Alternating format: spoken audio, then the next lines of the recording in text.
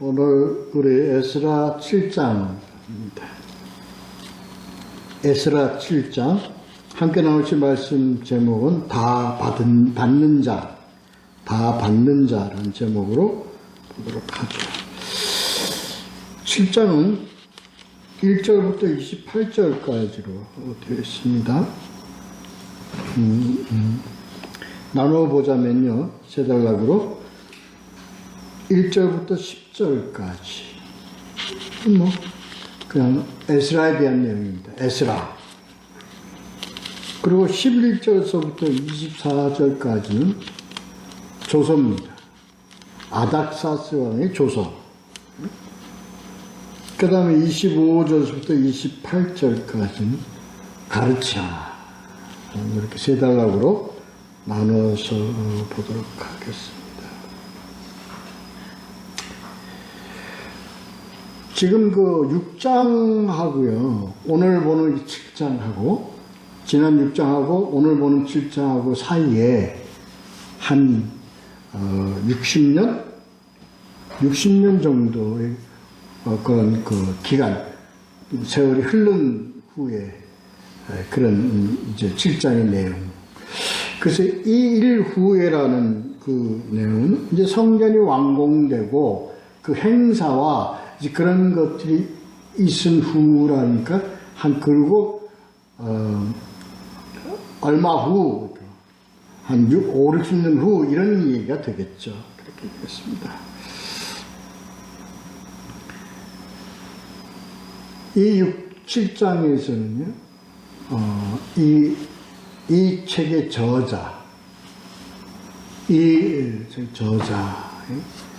에스라에 대한 내용입니다.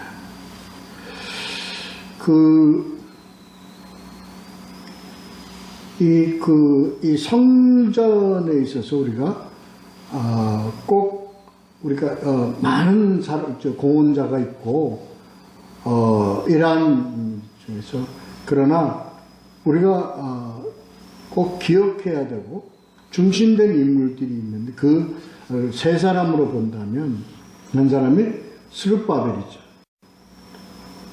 또 한 사람은 바로 이 에스라입니다. 그리고 또 한 사람이 느헤미야입니다. 그래서 성전 재건과 바벨론으로부터 오는 그런 바벨론 귀환에 대한 내용의 중심된 인물이 바로 이 세 사람입니다.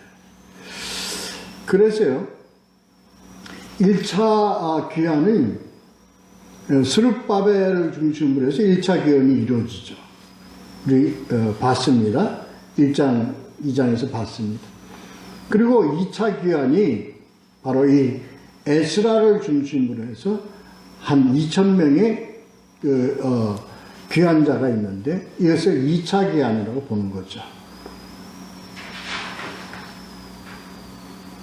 이게 에스라의 2차 귀환에 관련된 내용들이 이제 이 에스라의 끝 7장부터 10장까지 이렇게 우리가 보면 되겠습니다. 그리고 이제 3차 귀환을 느헤미야를 중심으로 해서 이루어진 그 귀환, 3차 귀환으로 봅니다. 그래서 우리 본서 시작할 때, 이 내용, 책을 시작할 때 역대하, 그리고 에스라서, 그리고 에스라, 느헤미야서, 요 세를 한데 묶어서 이렇게 봐야 한다고 주장하는 학자들도 많습니다. 그런데 구분해서 보면, 그러나 내용들이 서로 연결되어 있기 때문에 그렇습니다. 그걸 기억하시고, 오늘은 이제 오늘서부터 10장까지는 이 에스라를 중심으로 한, 그러니까 귀환. 왜 이 2차 귀환을 이렇게 강조해서 이렇게 삼았느냐 할 때, 제가 이 에스라를 강의를 말씀을 나누어야 되겠다고 생각하고 계획한 것이 바로 이 에스라와 느헤미야 이러한 자들이 추구해 가는 것이 바로 신앙 회복입니다. 종교 개혁적인 의미에서의 어떤 그런 큰 의미를 갖고 있는 그런 두 사람이 바로 에스라, 느헤미야 이렇게 말할 것 같습니다. 또 많은 그 구약의 그 마지막 때의 선지자들이 좀 많았죠. 다 같은 의미로 봐야 할 것 같습니다. 이 사람들은 성전 재건, 그 다음에 뭡니까? 신앙의 회복입니다. 이 하나님을 올바르게 섬겨야 되겠다는 율법대로, 그리고 하나님의 그 말씀대로라는 어떤 그런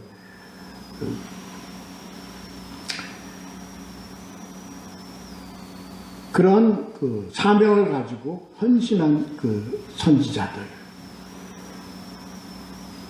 그래서 저는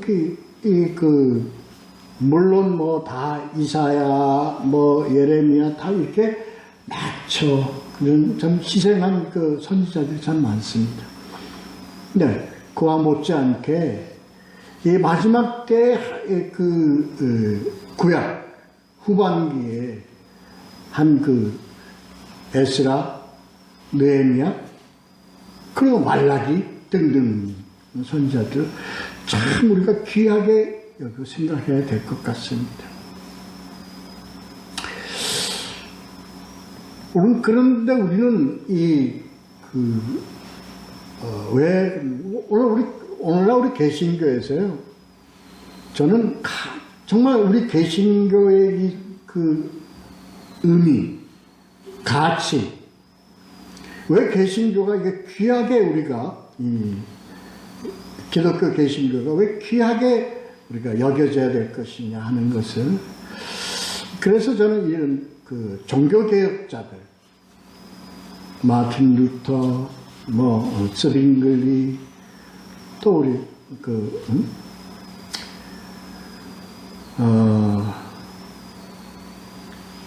여러 가지 학자들, 아무튼 머리 좀 떨어지지 않는데, 이러한 종교개혁자들이요, 이런, 우리 신앙의, 바른 기독교 신앙의 어떤 그런, 위해서, 회복을 위해서 노력을 많이 하는, 그러니까 그런 의미로 우리가 이 구약의 선지자들을 봐야 한다는 거죠.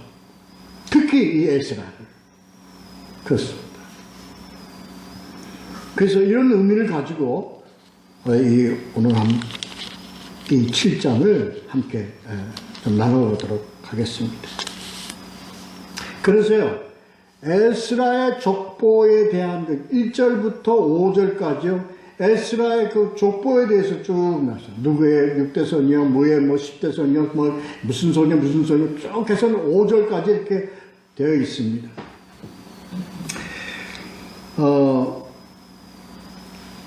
이 의미는 에스라가 하나님의 쓰임받은 자로서, 그리고 선지자로서 퀄리파이, 정당성을 가진 제사장으로서, 또는 어떻게 돼? 하여튼 율법학자로서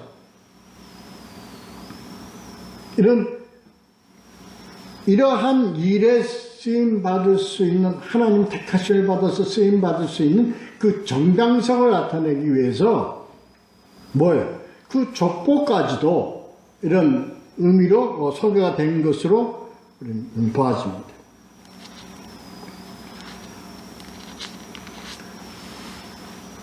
때는 이제 이 아닥사스다가 왕위에 있을 때, 그 아닥사스다 왕은 464년부터 424년까지 BC 왕위에 올랐던 왕입니다. 이 연대기에 대해서 제가 좀 사장을 강의할 때, 사장을 여러분 가끔 말씀 나눌 때 제가 조금 잘못 혼돈을 드려서 잘못 말씀드린 내용이 있습니다. 저는 이렇게 말씀드렸었죠. 그때 4장에서 아닥사스다 왕, 아하수에로 왕, 그리고 캄비세스 왕, 어느 자료에서 내가 그걸 보고 같은 인물로 제가 소개를 한 적이 있습니다. 잘못 말씀드렸음을 이 시간 고백을 드리고 용서를 구합니다. 이렇습니다. 정확하게 이렇게 할 것인데 이 4장이 말이죠. 그러니까 혼돈을 주기에 상당히 그런 어떤 난해한 내용들이 그런 얘기들이 나오기 때문에 이렇게 제가 혼돈을 드린 것 같습니다. 고레스 왕이죠. 그 다음 캄비세스 왕입니다. 그 다음에 다리오 왕입니다. 그리고 아하수에로 왕과 그 다음에 아닥사스도 왕 이렇게 연결되어 있습니다. 그리고 아닥사스 왕은 6대 왕으로 그렇게 소개가 되어지고 있습니다. 그래서 BC 400 그러니까 5세기가 되겠죠. BC 5세기에 64년부터 424년까지 아하수에로 왕이 즉위한 있었다. 그렇게 됐습니다. 그래서 그 4장 난해하게 그 내용 중에 아닥사스 왕 때 성전 중지가 되어서 다리오 왕 때 이렇게 내용이 이렇게 전개가 되는 내용들이 있습니다. 4장을 보시면. 그래서 제가 혼돈이 돼서 잘못 말씀을 드린 것으로 제가 지금 다시 한번 그러니까 정정을 말씀드리면서 또 하나 잘못된 말씀이 있어요. 지난주에 유대인과 헬라인에 대한 성경 구절의 말씀을 드릴 때 제가 사도행전이라고 말씀드립니다. 사도행전이 아니고 로마서임을 정정 말씀을 드립니다. 그렇게 하시고요. 가르쳤습니다. 그래서 에스라라 하는 자, 이때 이왕 때 에스라, 그러니까 이 시대 때 에스라가 활동을 한 것으로 보면 되겠죠. 그리고 쭉 나옵니다. 그 보는 이 에스라는 본서의 저자임은 분명합니다. 말씀드립니다. 그리고 이 족보가 쭉 나와 있는 걸 보면 대개 족보에 나와 있는 조상들이 대개 누구를 대두시키냐면 다 제사장 계통 조상들을 대두시킵니다. 여기서 쭉 나오면 누구의 멧된 손이요, 누구의 자손이요, 아들이요 이렇게 소개되어 있는 것은 아들의 의미가 아니라 후손의 의미라는 것을 손자고 아들이고 다 정확한 아들과 손자를 얘기하는 것이 아니라 후손의 의미를 얘기한다 이렇게 보시면 될 것 같습니다. 그래서 이 에스라는 우리가 혈통으로나 그리고 신분으로나 이러한 백성들을 인도하고 가르칠 수 있는 자격을 갖춘 자라는 것을 소개하기 위해서 이렇게 족보를 소개했다. 이렇게 우리가 보시면 될 것 같습니다. 그래서 6절에 보면 그는 누구예요? 율법에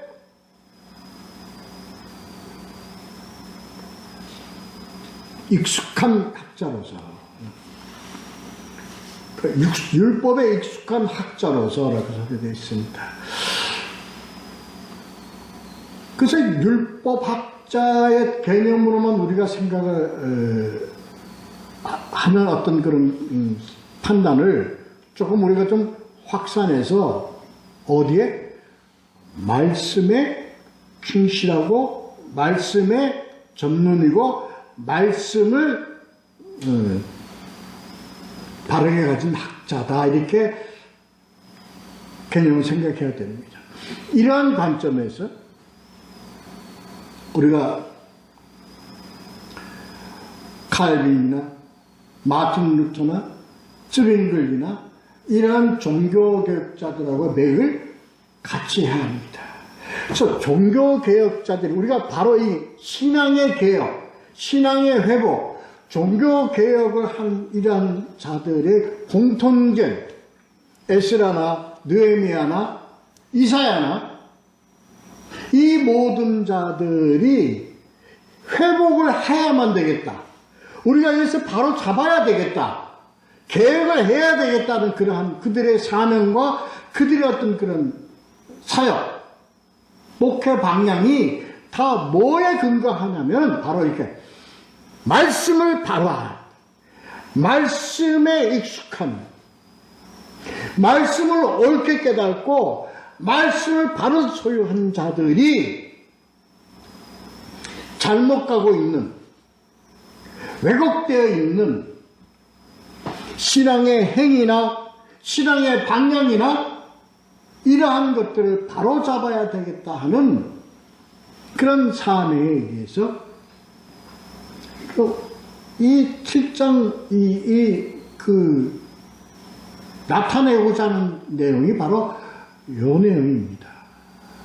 그래서 어떻게 하나님께서 이들에게 뭐예요? 왕을 통해서 얘기하고 있는 게 너는 가라. 어디로? 예루살렘으로 가라. 너와 함께 예루살렘으로 가라 하는 가라는 어떤 이게 의미가 뭐냐면요. 바로 공동체로 가라 아니면 뭐예요? 교회로 가라는 거예요. 교회로. 이 교회로 가라는 것은 교회를 뭐 해라? 바로 세우라는 겁니다. 바로 세우라는 겁니다.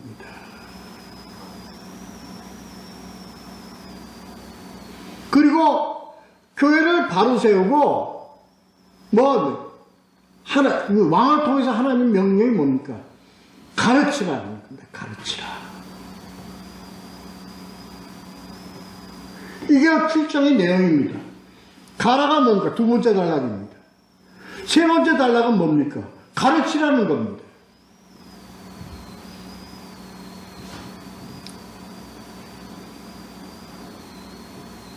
그래서 두 번째 단락이 뭐냐면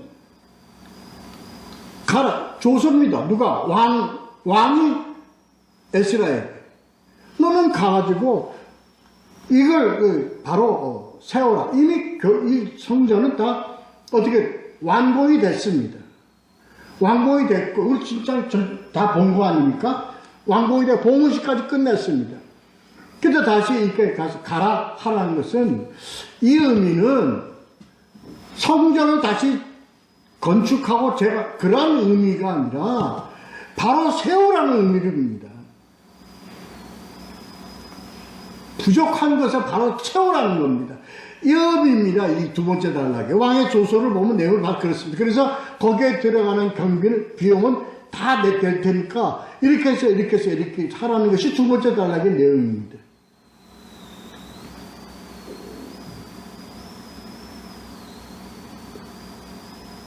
그리고 또 하나 에스라가 약 한 2,000명의 귀한 자들을 데리고 2,000명 정도를 데리고 예루살렘으로 옵니다. 오는데 이 오는 여정이요 한 거리상 한 800km 정도 됩니다. 800km 정도 되는데 걸린 기간이 거기 보면은 이제 9절에 보면 거기 나와 있습니다.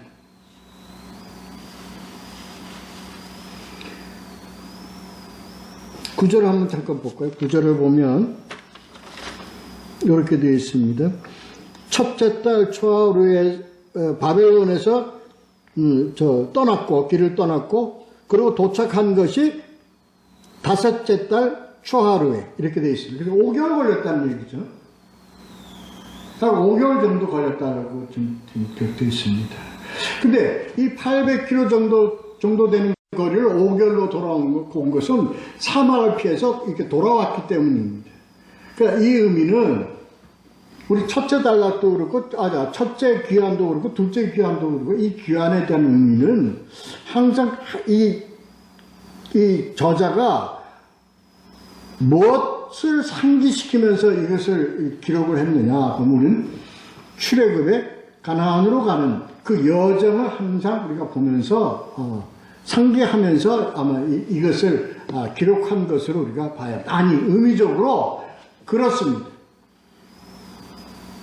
그러니까 하나님의 예루살렘 교회로 가는 길이 급하게 하나님이 인도하시는 것이 아니고 광야로, 그러니까 우회로 돌려서 상당한 기간을 통해서 가게 하셨다. 그런 그 의미와 그것은 지금 우리가 했던 거니까. 그러니까 이러한 출애굽과 연계된, 그러니까 바벨론서부터 예루살렘으로 오는 거에 대한 것은 바로 출애굽의 과정과 뭐 하면서 서로 연계시키면서 이 내용을 계시했다, 이렇게 우리가 봐야 할 것 같습니다.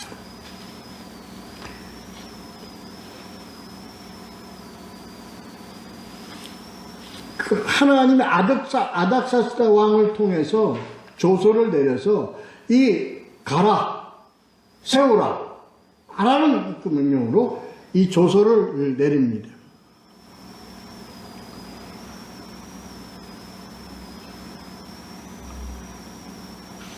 그렇죠. 여기서 우리가 핵심적인 내용을 보면 유다와 예루살렘의 형편을 살피기 위하여 라고 기록되어 있죠. 14절에 보면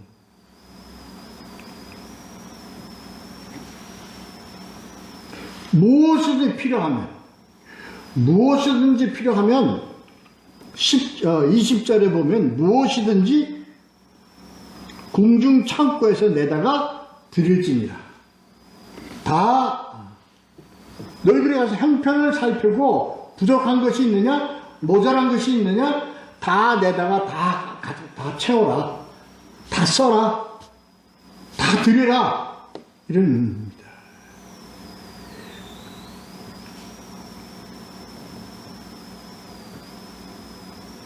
그래서 여기 왕들의 조서, 고레스 왕의 조서와 그리고 이전에 다리오 왕의 조서와 이 아닥사스다 왕의 이 조서가 다 공의 조서의 내용이 같은 흐름이란 말이에요. 너희들 가서 지어라. 부족한 거 있으면 다 내다가 제 위치에 놓고 써라. 다 비용을 다 지불하는 의미로 이것이 과연 페르시아 왕들에 대한 하나님의 일관된 하나님의 섭리, 이걸 우리가 파악을 할 수 있어야 된다.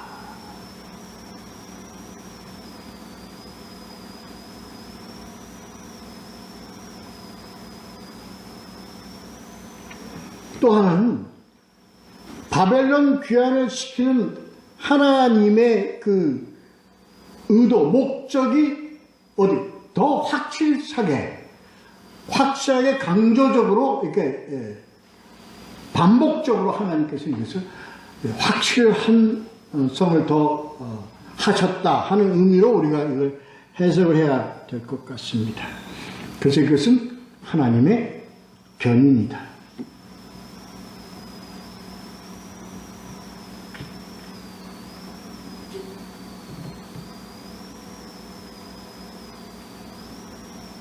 그래서 결론이 23절.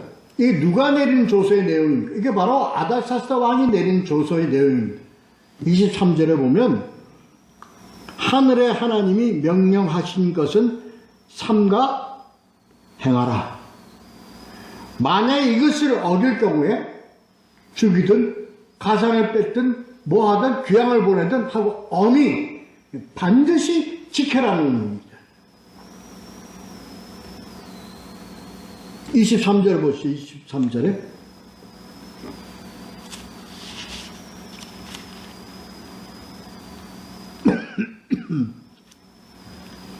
23절에 무릇 하늘의 하나님의 전을 위하여 하늘의 하나님이 명령하신 것은 삼가 행하라. 어찌하여 진노가 왕과 왕자의 나라에 임하게 하랴. 이것은 두려워한 겁니다. 누구를? 하나님을, 여호와 하나님을 두려워한 겁니다. 누가? 이방 나라의 왕들이 두려워했다는 겁니다. 그래서 안 하면 저주를 받는다. 그 저주를 왕과 나와 우리 아들들이, 후손들이 이걸 저주를 받으면 되겠느냐. 하나님이 함으로써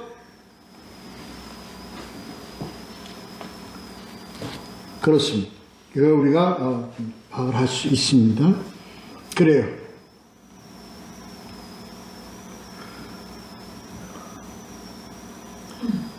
자, 그래서 세 번째 달라고 하겠습니다. 세 번째 달라고. 25절부터 28절까지 이겁니다. 오늘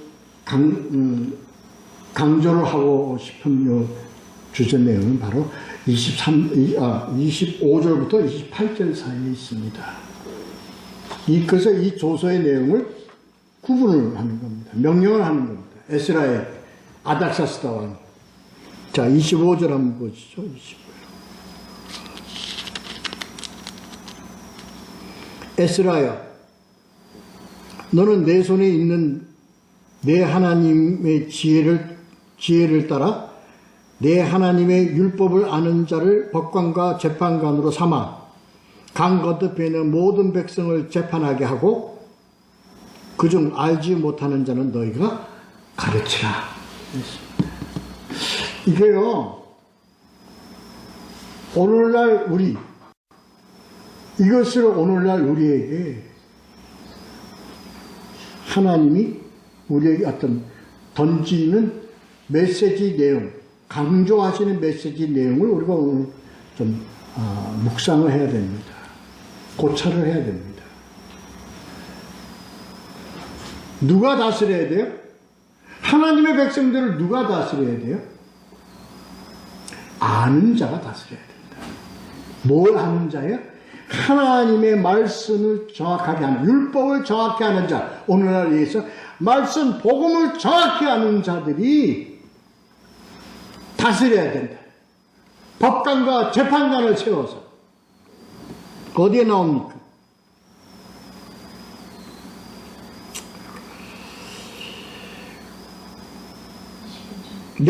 하나님의 율법을 아는 자를 법관과 재판관을 삼아 지도자로 삼으라는 거예요. 판단의 기준을 삼으라는 거예요.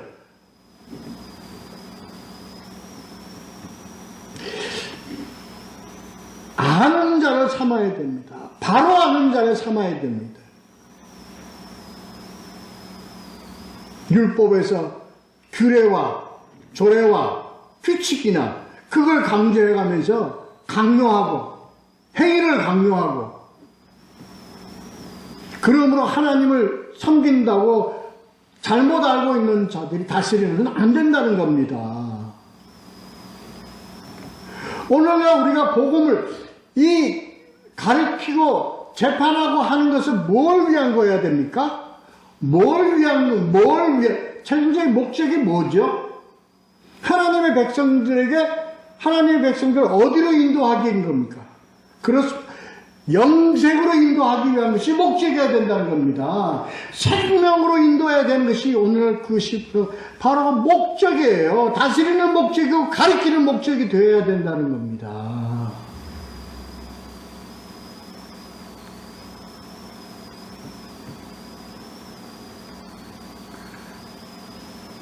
이겁니다. 오늘 우리는 어느 자들이 누가 이걸 신앙을 회복시키고 신앙을 개혁하고 바른 신앙으로 인도합니까? 죽음을 각오하고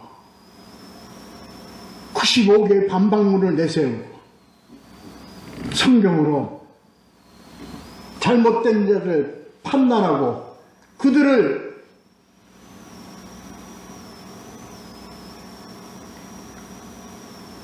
비판하며 백성들을 바르게 인도하기 위해서 생명을 아끼지 않고 헌신한 자들, 바로 이런 자들이 다스려야 돼요.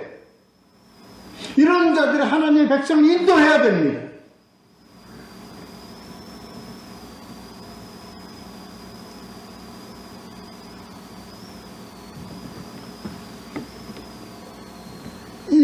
이를 삼은 하나님께 찬양하고 하나님을 고백하는 게 마지막 절 27절 28절에 나옵니다. 이러한 하나님의 인도와 하나님의 그 명령을 찬양하며 섬기는 결단의 어떤 그 찬양이 나오는 겁니다. 그게 27절 28절입니다.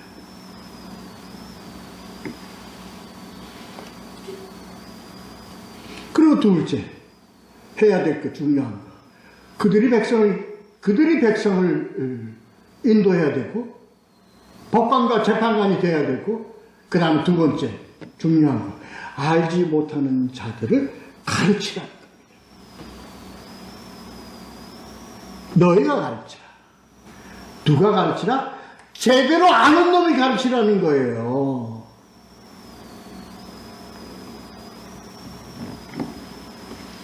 복음을 정확하게 아는 자들이 가르치라는 거예요.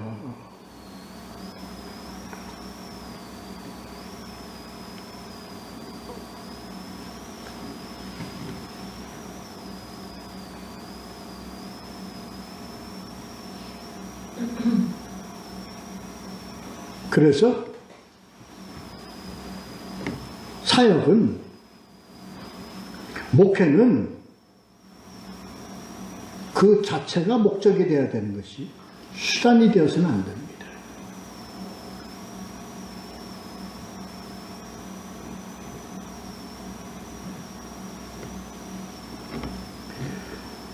그래서 목회가 뭐가 돼요? 수단이 되고 있습니다.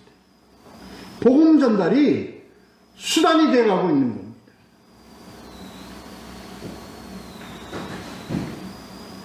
아주 위험합니다.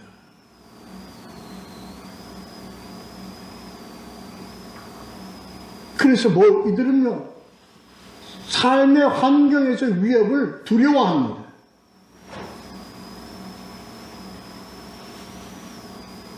곳간에 쌀이 떨어질까 두려워합니다. 걱정합니다. 그래서 그들이 하는 사역을 뭐를 위해서? 곳간을 채우기 위한 수단으로 저들은 이것을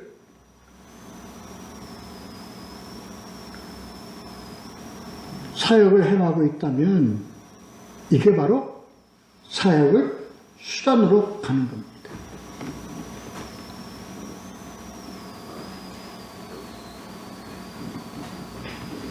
성경에 기록이 되어 있지는 않지만 외경 등이나 보면 이사야는 사역을 하다가 죽음을 당했다고 하는데, 많은 선지자들이 이렇게 고난과 핍박을 받고 그것으로서 인생을 끝내고, 중세 종교개혁자들도 이 바른 신앙의 회복을 위해서 화형을 당하고 죽임을 당하고, 왜 그렇게 합니까? 그 자체가 목적이었기 때문에 그렇습니다. 바르게 가야 되겠다는 신앙 그 자체가 목적이었기 때문에 그렇습니다.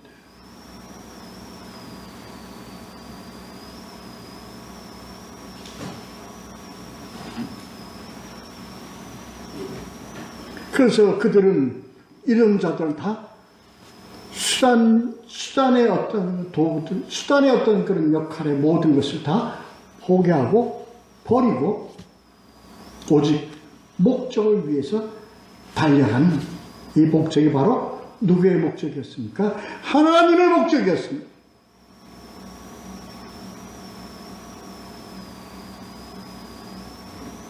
그러한 자들이 하나님의 견인의 도구가 된 것입니다.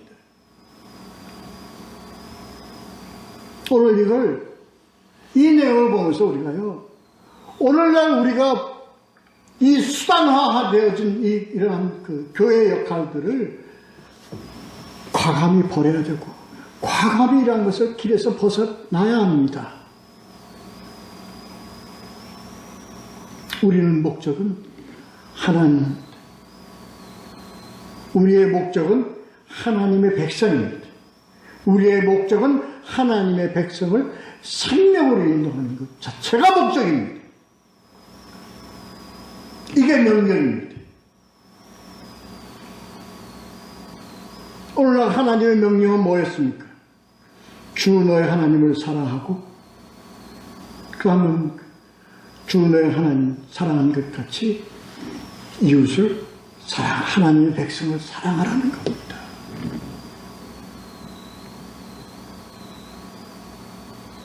이것이 목적이 되어야 합니다. 내 곳간에 쌀을 채우기 위한 것이 목적이 되어서는 안 됩니다. 수단이 되어서는 안 됩니다.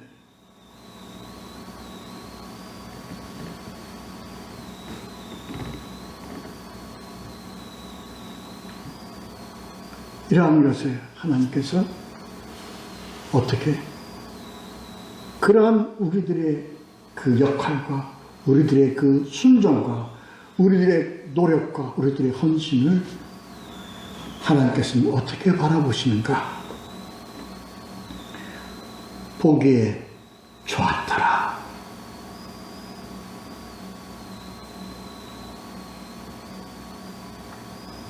이게 하나님의 뜻이면 성전을 아름답게 할 뜻을 두시고 27절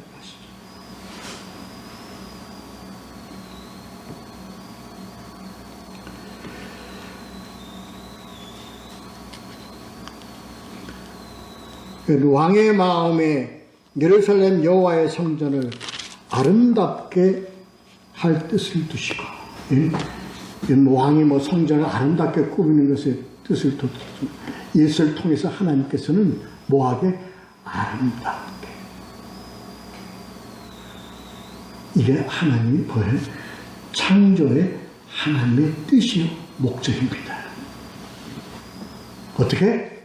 보시기에 좋았더라. 에스라와 선지자들과 이런 종교개혁자들의 그들의 헌신과 순종과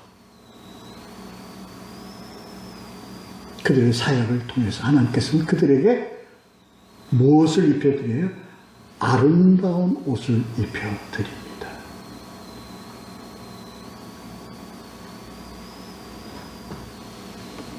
너는 내 충성된 종이요, 너는 내 사랑하는 아들이다. 하나님의 말씀의 옷을 입혀주시는 겁니다. 왜냐고요? 우리가 이러한 뜻을 입은 우리가 성전이기 때문에 그렇습니다.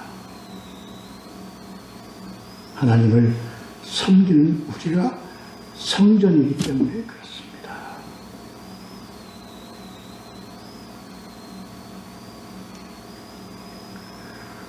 우리의 길은 산제사로서 우리 안에 예수 그리스도 하나님을 모시고 담고 우리는 걸어가는 주님께 매일매일 나아가는 성전으로서의 삶을 살아갈 때 이 성전을 두고 하나님께서는 아름답다, 보시기에 좋았다라고 말씀을 하시는 겁니다.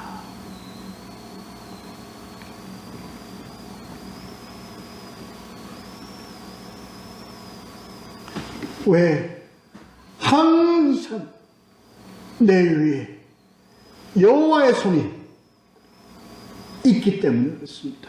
28절에 보면 내 위에 있으므로 하나님의 권능과 하나님의 능력과 하나님의 보살핌과 보호하심이 항상 내 위에 있습니다. 이게 하나님의 축복입니다.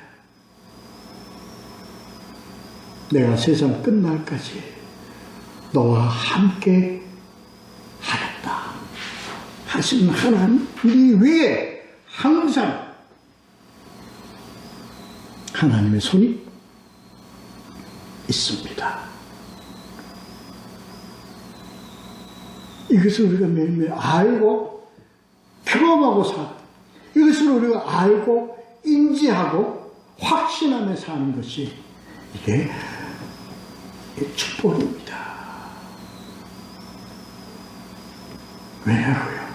하나님은 늘 우리에게 하시는 말씀, 내가 너를 아노라.